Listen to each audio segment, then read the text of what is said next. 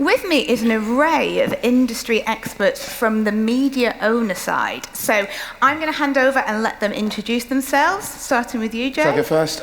Yes, so I'm Jay Rajdev. I run an advanced advertising team at ITV. My team look after all aspects of our addressable product set on ITVX, which is going from strength to strength. Critical within that are partnerships with the likes of Boots and Tesco, which we launched a couple of years ago, alongside all other ways we are looking to diversify our digital ad revenue.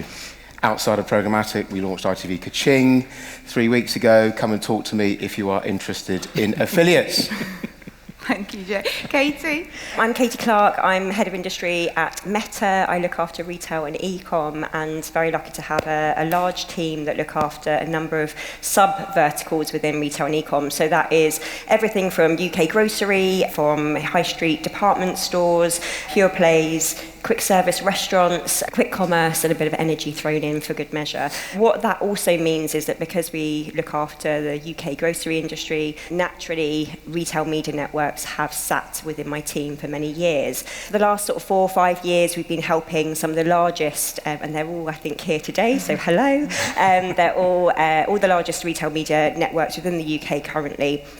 We've helped them stand up on the Meta platform. It's interesting because obviously we've heard a lot today about how complex it is, and I know we'll talk more about that over the next sort of 20 minutes, but it certainly is a complex area, and it is a difficult one to navigate at the best times, but yeah, very fortunate to be able to work with some industry stalwarts and leaders across Retail Media Network. Hi everyone, I'm Paul. I look after Uber's advertising business, as in advertising sales business, so I look after EMEA and APAC. We've been, I guess, in market probably for about 2.5 years with various products across our sort of marketplaces and also what we do in our rides app. I guess we're sort of a commerce network that has some similarities with some retail networks in terms of how we work, because obviously we have menus on the app and all those types of wonderful things. It's a key growth area for our business. We announced in July that we reached $1 billion run rate, which is great, and we continue to grow that and continue to grow markets. We're in about 34 markets now globally with our offering. So happy to be here. Thank you. Paul also very coyly just told us that he's going to die, but I'm going to say it, that he's up for Media Leader of the Year tomorrow at the Media Week Awards. So very distinguished guest indeed. I'll go kill you. But no, we very specifically chose different areas within the media owner world because with different propositions, different operating systems, different heritages, different partnerships with RMNs, because hopefully that'll give a really diverse conversation and thought. To kick off, I'm going to do totally the opposite of what James from the AIB did earlier because I was a class SWAT. So I am going to answer the exam question first, which is, to you, Katy, in your opinion, are retail media networks failing to adapt to the current media ecosystem? And is this actually limiting scale and potential on both sides? Yeah, it's a really interesting question, and I think we've heard a lot today over the course of this morning and this afternoon we've said how complicated it is. And I think the consistent message and the theme that's come out today and both coming into this summit is that there is no blueprint. While we are very familiar with trade marketing, consumer marketing, shopper marketing, I very much remember my days at Tesco years ago for those cardboard units, I think OFDs we used to call them. There were certainly shelf wobblers, there were, shelf-edge labels, there were all sorts of things, but they were fundamentally quite simple to put together. Never stayed together, but they were very simple to put together and get out in market. What we're looking at from a retail media network perspective is a complex myriad of different ways of coming to market, many different ecosystems, many different platforms like us, many different media channels, agencies, retailers, clients, consumers. Everything is so complex that, as I said, there's no blueprint, which makes it really difficult for, frankly, retail media networks to scale. We're all coming at it with the same ambition of fast-moving scalability. The opportunity is there. It's a huge value that's banded around from month to month and year to year, whether that's globally, EMEA or UK level. So everyone's clear on the journey that we need to go on, but it's actually the path that is being trodden is quite complex and difficult. So yeah, I think the answer is that it is very difficult to scale right now because we don't necessarily have all of the systems and all of the aligned ecosystems in place to enable us to all do that. Yeah. And when you talk about the complexities, Jay, can you think of some specific barriers from your experience that you've seen RMNs have as they've gone into this ecosystem? Look, I think everything Katy mentioned is true in terms of complexity. We are very different to Meta, and Uber are even more different. Uber got me here.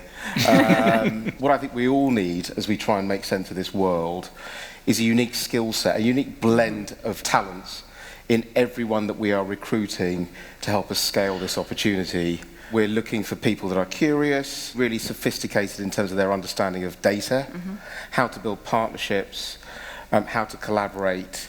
Often they come from the agency side, because I think on the agency side you very quickly grow up needing to deal with the complexities of what used to be the traditional media market is now media market plus retail. Finding those people is really hard. Yeah. I know that because I'm still looking for them. Yeah, it's a really big challenge I think we've got as an industry is finding those people who can adapt and thrive in the new world and have got experiences that can bring in. I think everybody's seeing that across the board, whether you're client side, agency side, retailer side, etc. Anything from your side, Paul, as you've scaled the platforms? I think that it's interesting, obviously, for us as a business. We're an operational business, very delivery focused in both sides of the house of what we do. So I think the way we approached it was, to the earlier point, is getting the right people on board and who understood advertising and actually empowering them to do what was needed as we build the business out and do the right measurements and all the things that advertisers expect from us in terms of a business. That's a big challenge for a lot of retail media networks because there's I think there's a boardroom pressure on delivering our networks quickly because they provide great profits and all that type of stuff, but there isn't necessarily a buy-in that actually means you hire in the right people to make that happen. And I think some of the challenges you see on retail media is because of that sort of disconnect between the drive for profit and the lack of investment, perhaps, to get there. At our place, we have been very open about talking about what we're doing and hiring people with the skill sets to do it, which I think is critical. Yeah. Kate, anything very specific from your side on complexity? Yeah, I think the legacy systems issue continues to raise its head. I think there's sort of two parts to this. From a meta perspective and from a platform perspective, or frankly any media channel, they weren't built with retail media networks in mind. So we are, dare I say it, shoehorning some of the solutions into making them work for RMNs. And then on the other side, you've got clients standing up RMNs or otherwise. And again, it depends, I think, in the approach in terms of whether or not retail media network is taking the approach of we're going to look at the expertise, as Paul and Jay have said, like the expertise, the teams behind it, the tech stack, the solutions that they're building. Is that new? Is that a new approach and built with an RMN in mind?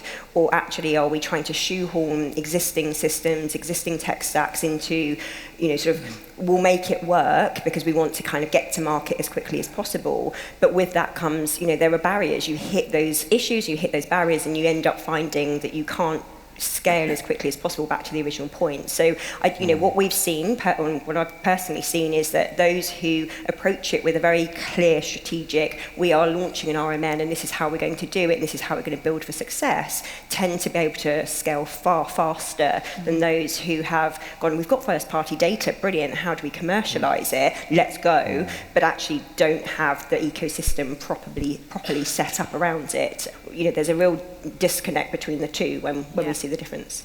And that, it really resonates when you talk about the shoehorn. And I often say sometimes we're trying to take a square peg and put it into a round hole. In that sense, whose responsibility is it to adapt? Is it just the retail media networks, or is it also the media owners? I mean, from my perspective, I think both. I think there's a requirement and a responsibility for all of us to understand what we're trying to do and how we're trying to get out to market. I do think from a RMN perspective, being probably a little bit bullshit, but I do think that there is a starting point that if you want to run an RMN, you need to be able to think about it in a way that it's going to work long term. Ultimately, we also need to adapt, and what's important to our clients will be and is important to us, so we need to adapt too. Yeah. Same at ITV, Yeah, I'll say that, but first of all, there's a lot of things that we can't adapt. Critically, how TV is traded, because how TV is traded, certainly in linear and addressable, is really appended to that in terms of the partnerships that we have with major buying points. The way linear trade is traded hasn't changed in decades, and it doesn't look like it's about to change. From an execution activation perspective, that there are certain things that the partners that we've developed really profitable relationships with have had to adapt to that. Yeah. And that's not just us, that will be Sky and Channel 4 as well. But alongside that, the work that we've put in to make ourselves more adaptable to not just retail media partners, but an array of different partners with different data sets, different formats. We've got 120 people in our ad tech team. We've got data specialists, data scientists. I've got legal people dedicated to my crew and what we're trying to do. And we're trying to build, in our buying platform, for example, an adaptable platform that we can make effective in merchandising an array of different partners. So we are trying to be more adaptable. So the commitment's there where you can. Exactly. Yeah. Commercial relationships are all very different. Yeah. How we set up measurement, again, all very different. Yeah. So when Sam opened the session, he said we wanted to have, a big debate and some kind of, some thought-provoking conversations. I'm going to ask a question that when I'm sat in the audience and in these kind of events, I always think, I'd love to ask this, but no one ever does, so I'm going to do it, right? I'm going to go controversial. Okay. For you as media owners, do you see this growth of retail media as an opportunity, or do you actually see it as a threat? Well, from our point of view, it's a massive opportunity. It's an opportunity for our customers, an opportunity for the business, because what we tend to do when we think about advertising within our ecosystem is how does it benefit the customer, rather than just here's a thing that interrupts. If we're going to send you on a journey to Heathrow Airport, we're going to send you hopefully an ad that relates to what your experience is at Heathrow or wherever, or if there is an event that you might be interested in, that type of stuff.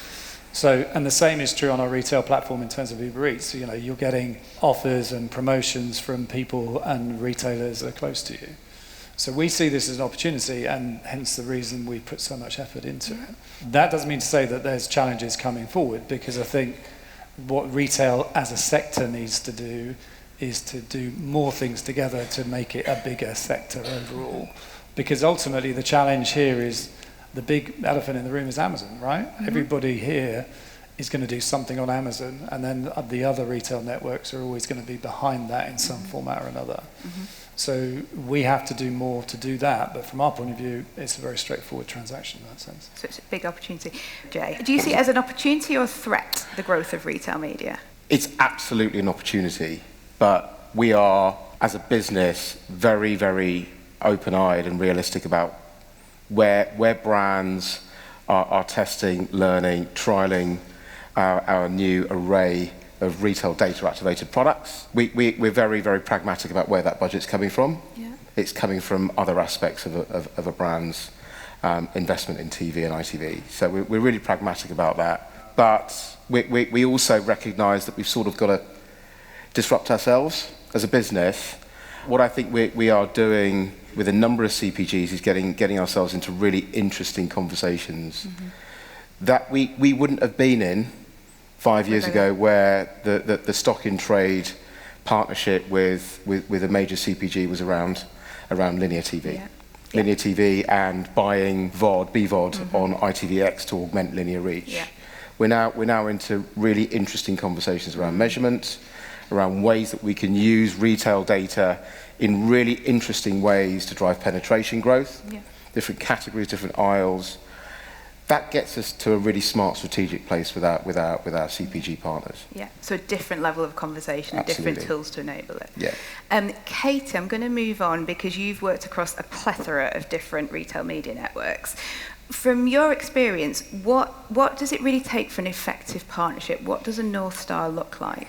What we've seen drive them forward quicker than anything else is a bit of, I guess, an obvious statement, which is the more senior the stakeholder and the more senior the sponsorship that we have, the faster it moves. So our North Star would always be, I mean, obviously outside of the core business that we deal with, as much as possible, if that RMN is laddering up to the same management team and being led by the same people, you then start to move away from this. I think someone called it a rob Peter to pay Paul, or sort of the tussles between another panel talked about those budgets that sort of everyone goes in for a bum fight on them.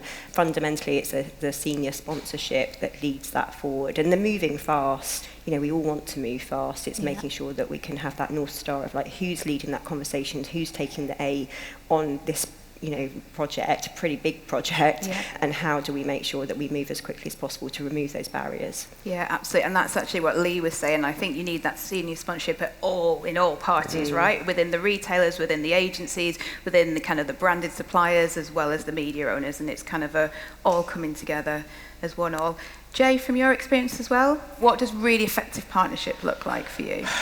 Where our commercial objectives and agendas are fully aligned, I think we're in a really good place with the partners that we have. For us, that's about not just driving additional consideration amongst existing brand owners that have their budgets and they're looking to smarten those up, but also how we can access or position our products for brands, for campaigns, for advertisers that might not have considered ITV as a viable, effective, efficient entry point to brand advertising.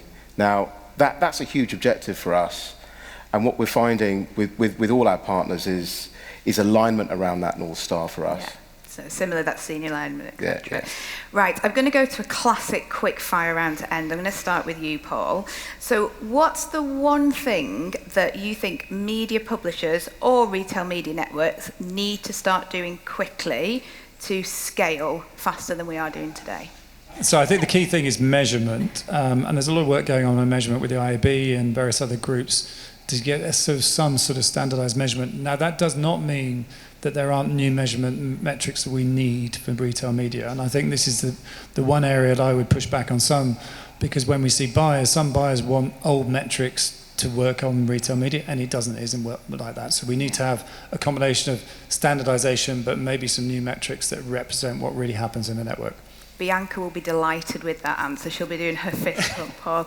Very quickly, Katie, one sentence. Yeah, I mean, I think it's alignment and standardization and alignment. I think every channel knows how well they perform. We think we're very effective. We've proven it time and time again, which is great. But unless you've gone in with the right alignment, with the right sort of approach and understand exactly how that channel is going to perform for you, I don't want to swear, it's the crappy bit in, the crappy bit out. Yeah, it's making sure we've got that full alignment. Full alignment.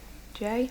I'm going to go automation, because we've, in the last 18 months, built really interesting, successful products with our retail partners, but the way in which we get campaigns live is still way too manual for us. Yeah. We have a really exciting pipe of building segments, automated taxonomies into our self-service buying tool, Planet V, which we'll be announcing very, very shortly. That for us is a critical unlock. Yeah. And not just a growth for us, but growth for our people partners as well. Yeah, absolutely. Thank you very much, guys. Thank you for answering my tricky questions as well. Much appreciated.